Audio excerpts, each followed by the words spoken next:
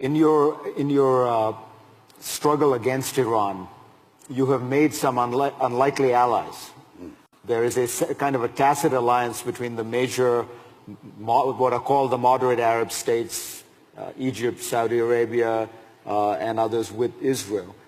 Is that an awkward situation to be in, given that Saudi Arabia is an Islamic state? It practices many of the forms of Islam that people regard as highly puritanical, quasi-medieval, even medieval. They chop people's heads off, they chop hands off, they have laws about blasphemy and apostasy, not a lot of churches in Saudi Arabia, certainly no synagogues. How comfortable are you with that tacit alliance? I see the world as it is, not as I'd like it to be only, or not as we remember it nostalgically, and I work from that premise. I think Saudi Arabia recognizes today that it needs a path to reform as well, and they see, as do many in the Arab world, that they see Israel as an ally rather than as an enemy because of the two principal threats that threaten them. The first is Iran, and the second is Daesh. If you're closer to the Persian Gulf, Iran comes first. If you move to North Africa, to Egypt, Daesh comes first. But there's always the second. And so when they look around and they say, well, who can help us in this battle that threatens our very future? Obviously, Israel and these Sunni Arab states are not on opposite sides, and that's natural. That, I think, tells you there's a bigger story. I said this yesterday. I went to, with my wife to a dinner, the opening dinner here, and I met some of our European friends, including members of the EU.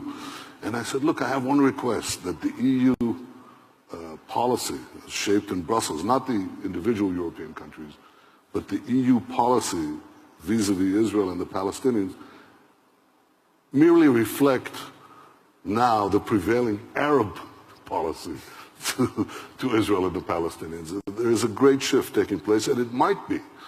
We used to think that if we solved the Palestinian-Israeli conflict, it would solve the larger Israeli-Arab conflict.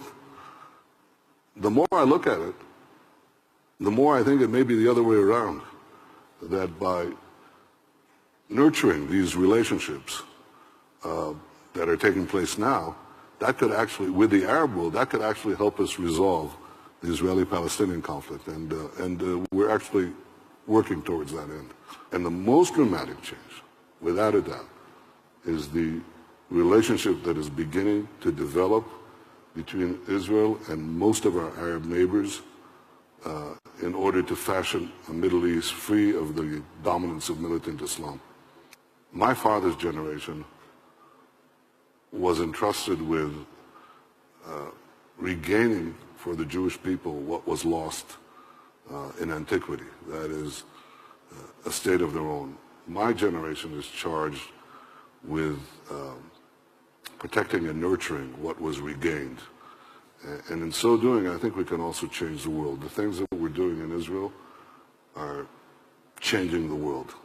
You know, they're changing it in medicine, they're changing it in communications, they're changing it in cyber, they're changing it just in so many things that can benefit our neighbors and the rest of humanity. To do all that, I have to make sure that the future of the Jewish state is safe and sound. That's my one goal. And I would like to be remembered as the protector of Israel. That's enough for me. Protector of Israel. Mr. Prime Minister, pleasure to have you on. Thank you.